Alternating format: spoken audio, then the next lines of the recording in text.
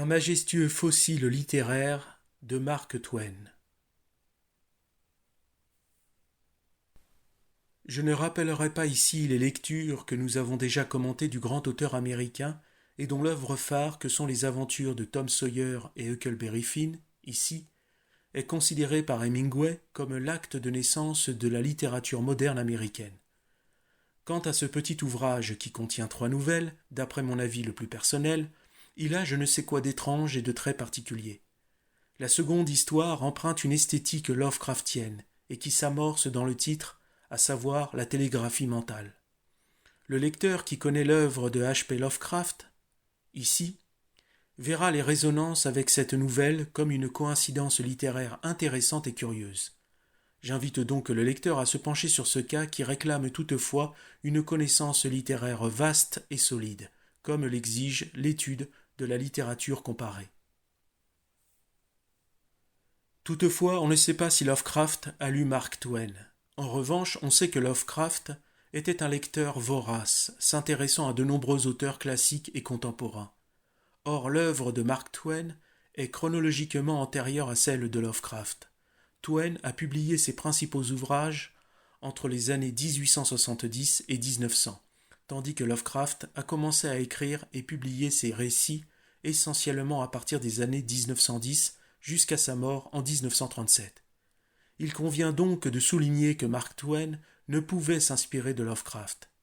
Ainsi, l'expression esthétique Lovecraftienne, mentionnée précédemment, relève davantage d'une spéculation littéraire que d'une influence avérée, une hypothèse qui, cependant, peut servir de tremplin analytique pour explorer les résonances entre ces deux univers.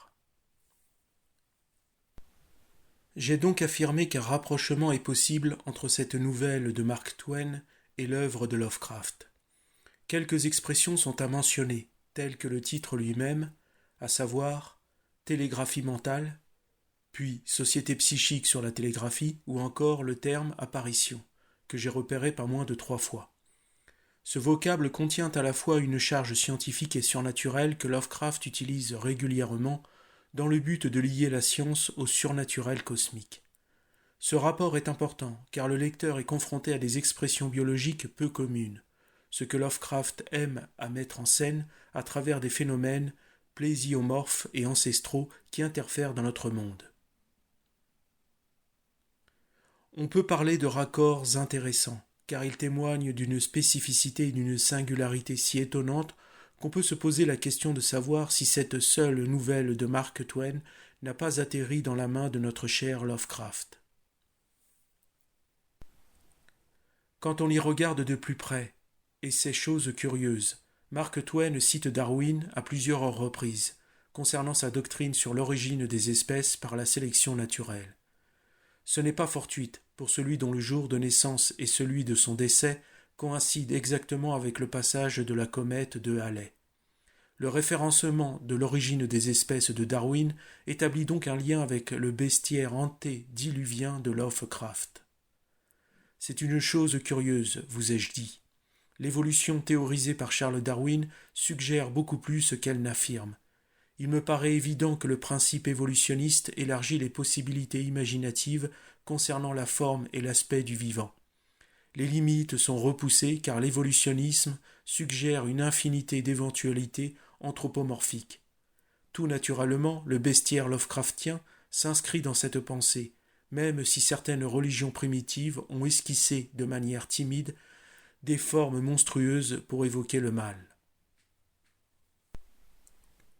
À propos de la fameuse théorie darwinienne, et en y regardant de plus près, on peut y voir chez Mark Twain une forme d'opposition subtile qui transparaît à travers 2 passages.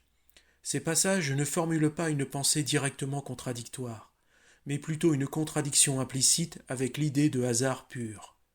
Mark Twain y remet en cause la légitimation du hasard comme explication, affirmant que certaines coïncidences ou enchaînements dépassent ce que le simple hasard pourrait justifier. Lisons ces passages. Ici. Sans aucun doute, nous n'étions pas en présence d'un simple hasard, et je prétends que des coïncidences aussi complètes ne peuvent se produire. Le hasard aurait pu expliquer 1 ou 2 faits isolés, mais pas une continuité de faits aussi soutenus. Page 66. L'enchaînement de toutes les circonstances est très remarquable, et je puis affirmer, sans trop m'avancer, que cette histoire ne résulte pas d'un pur hasard.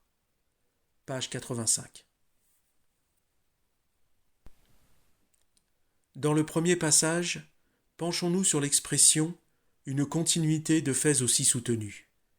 Cette expression souligne le caractère cohérent des faits, c'est-à-dire que Mark Twain fait remarquer qu'une suite de pur hasard n'est pas possible parce que les faits qui se suivent répondent à une logique implacable. Comme le souligne Mark Twain, si un événement isolé peut relever du hasard, une série de coïncidences trop parfaites, comme celle qu'il décrit, défie toute explication aléatoire. Si l'on observe un individu réussir à mettre un ballon de basket dans un panier situé à plus de 10 mètres 100 fois d'affilée, n'importe quel observateur conclura que c'est un joueur professionnel et non un amateur. Dans ce débat, seule l'expérience nous permet de conclure que le hasard n'est pas en cause. Mais dans le domaine de la théorie, c'est-à-dire l'hypothèse pure, le hasard pourrait permettre à un individu qui n'a jamais joué au basket de réussir un tel exploit. À ce stade de la démonstration, et pour suivre la logique expérimentale, Mark Twain, toujours dans la même nouvelle, évoque 2 ouvrages parus à quelques jours d'intervalle, à savoir Candide de Voltaire et Rasselas de Johnson. Ici. Il y souligne que la possibilité d'un plagiat est écartée, faute de temps matériel. Il aurait été impossible de nier que le second ouvrage ait pu être copié sur le premier, les 2 auteurs étant séparés par une distance énorme et la mer.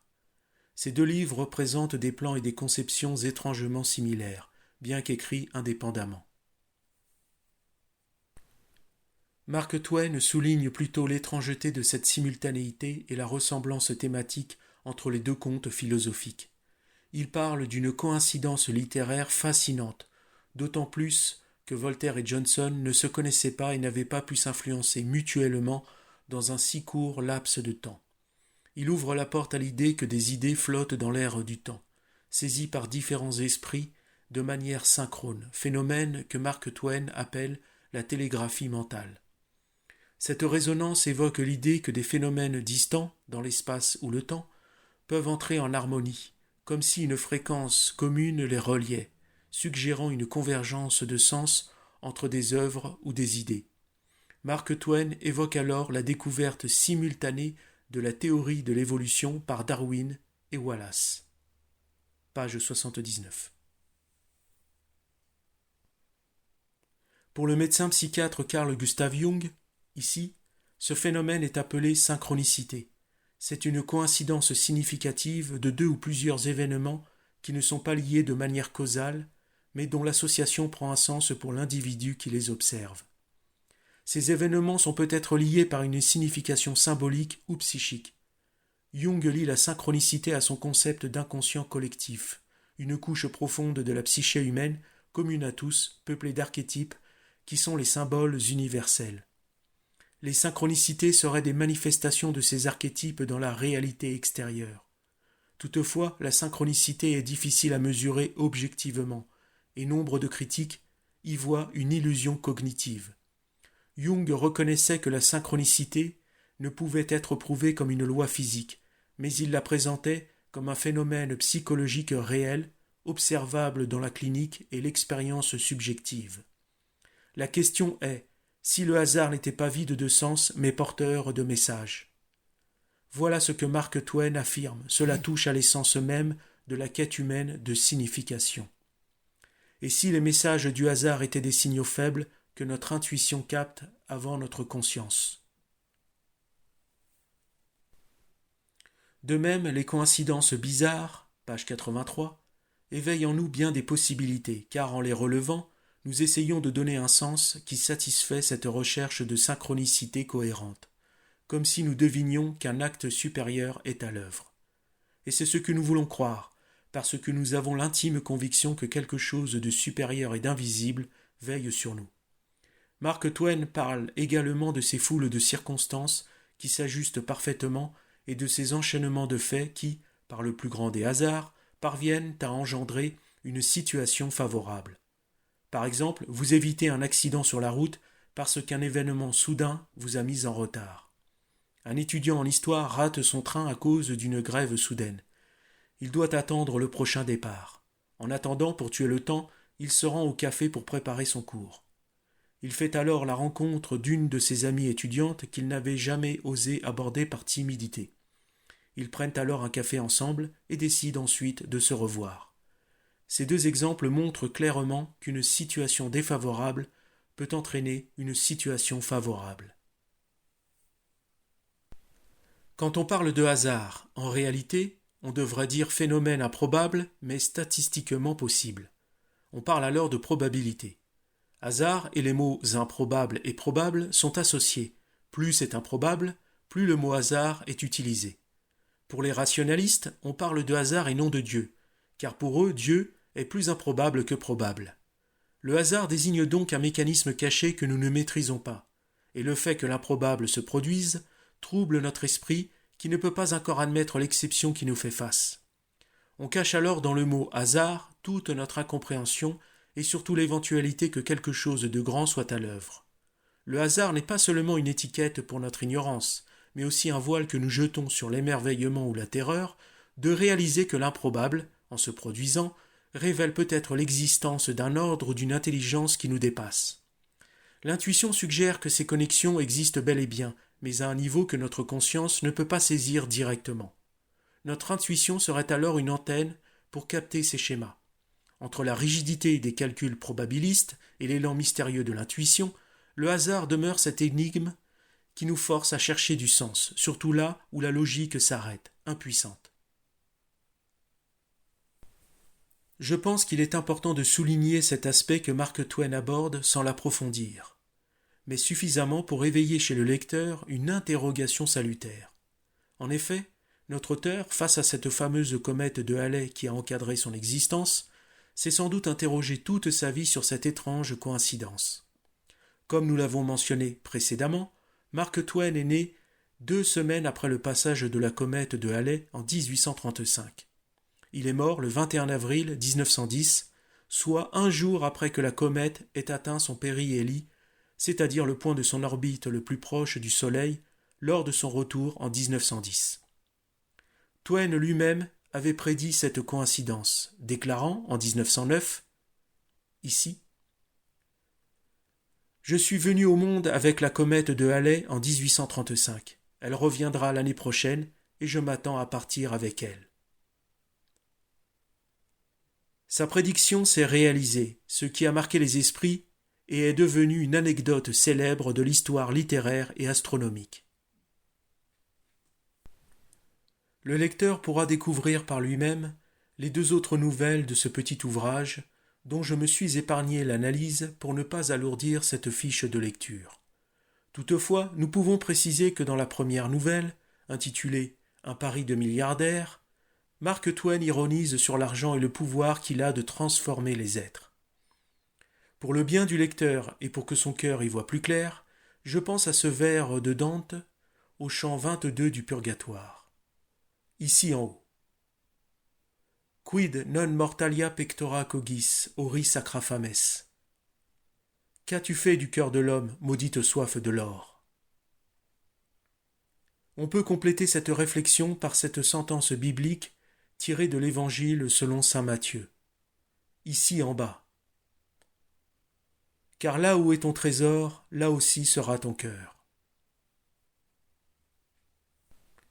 La chute de cette nouvelle correspond parfaitement à ce verset biblique de saint Matthieu. Mark Twain nous offre ici une situation ironique et profonde sur la condition humaine. Balzac ne s'y est pas trompé quand il a intitulé son chef-d'œuvre « La comédie humaine », qui renvoie d'ailleurs directement à la fameuse Divine Comédie de Dante. Le lecteur me pardonnera la longueur de cette fiche de lecture, alors que l'ouvrage lui-même n'est guère plus épais qu'un auriculaire. Mais souvent, ce qu'on retient d'un livre pèse à peine plus lourd qu'une plume. C'est pour cela, et afin de respecter l'auteur, que nous devons lui offrir plus que notre attention, notre mémoire, pour nous souvenir de ce qui fut important à ses yeux et qu'il a jugé bon de transmettre par écrit. En ce sens, les bonnes lectures offriront à la mémoire bien des trésors, dont les éclats, aussi nuancés que divers, illumineront ce palais de l'esprit où il demeure. Et c'est de là, je crois, que nous devons construire notre réflexion pour discerner les événements qui tracent la vérité.